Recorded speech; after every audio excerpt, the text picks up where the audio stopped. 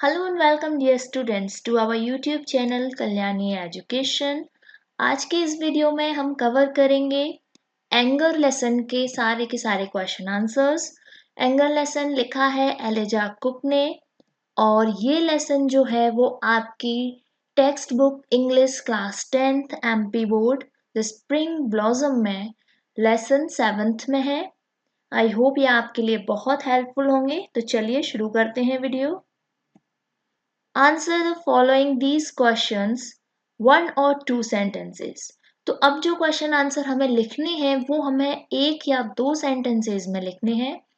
Question number first is how does the poet describe anger in the first stanza. तो यहाँ पर पूछा गया है कि पोइट ने एंगर को पहले स्टैंजा में कैसे डिस्क्राइब किया है। ओके, सो हमारा आंसर होगा, एक बात याद रखिएगा, जब कभी भी आप किसी पोएम के आंसर्स लिख रहे हैं तो ये हमेशा प्रेजेंट टेंस में ही होने चाहिए। ओके, क्योंकि पोएम हमेशा प्रेजेंट कंडीशन में ही मानी जाती है।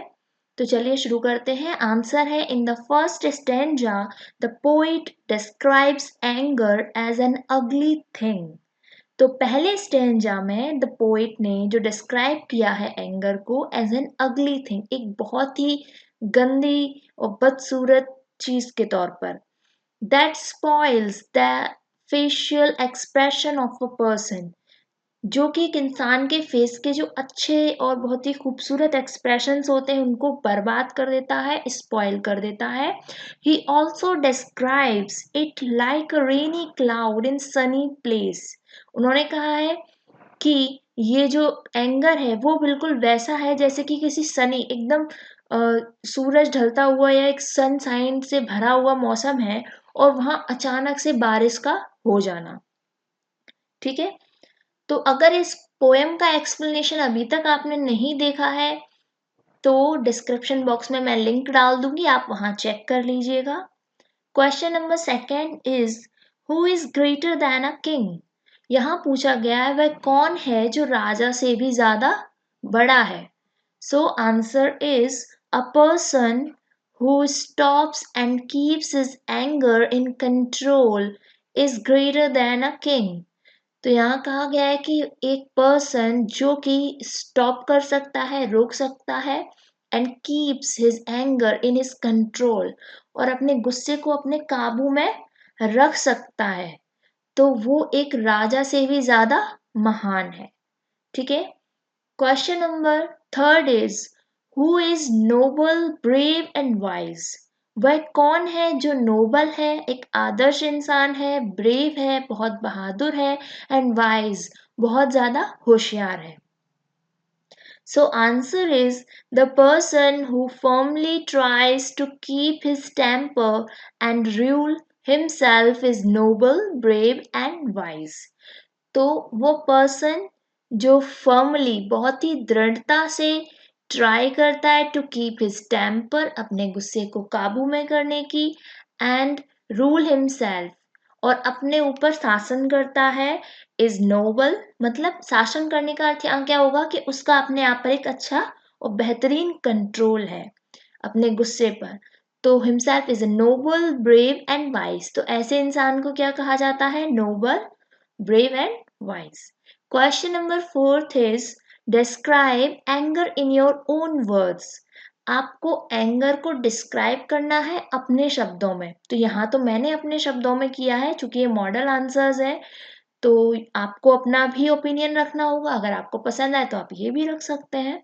So answer is anger is a harmful expression. तो एंगर क्या है, एक बहुत ही हार्मफुल एक्सप्रेशन है, खतरनाक एक्सप्रेशन है। It not only snatches facial beauty but also does harm that is to be repented। और ना कि ये केवल एक खूबसूरत इंसान की ब्यूटी को छीन लेता है, बल्कि ये हार्म करता है, हानि पहुंचाता है, that is to be repented, उसके बाद हमें जो हानि हो जाती है उस पर पछताना पड़ता है। Okay, question number fifth is give 3 characteristics of piece. 3 अच्छी बातें बतानी होंगी शांति की, कैरेक्टरिस्टिक्स यानी कि गुण, ठीक है। तो 3 characteristics of peace, it is frank, ये बहुत ही फ्रैंक होता है, warm and as soft as dove's wing. तो ये तीनों वर्ड्स आपके पोएम में है, उसमें आपको एज इट इज लिखना होगा। First is Frank, second is warm, and ये जो पीस है वो इतनी सॉफ्ट होती है जैसे कि किसी डव, एक अ काइंड ऑफ बर्ड, उसके पंख, किसी पक्षी के पंख जैसे। So next B, answer the following questions, 3 or 4 sentences।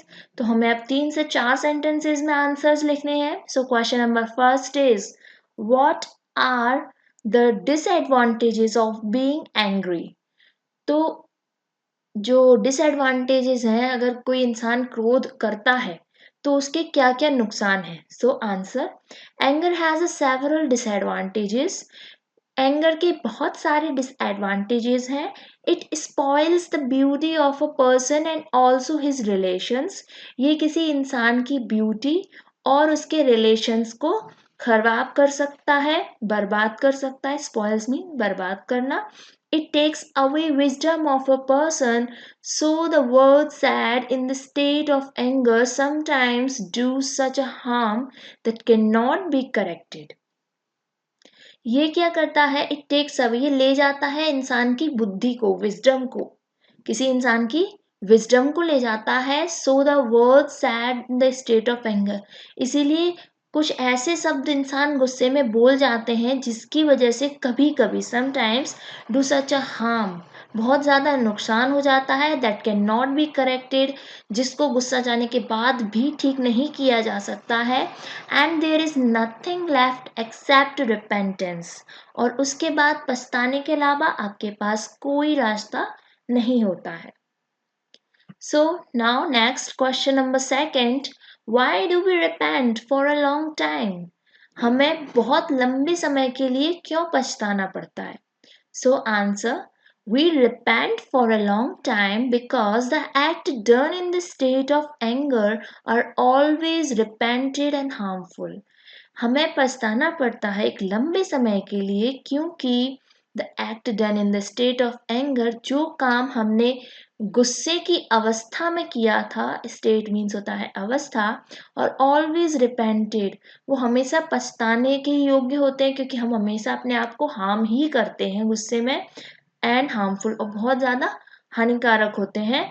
We can not make it right by our tears, और इसके बाद हम काफ़ी रोने के बाद भी उस काम को ठीक नहीं कर सकते हैं, चाहे हम कितना भी रो लें। इसीलिए ज़रूरी है कि हमें गुस्सा नहीं करें। Question number third is compare peace with anger.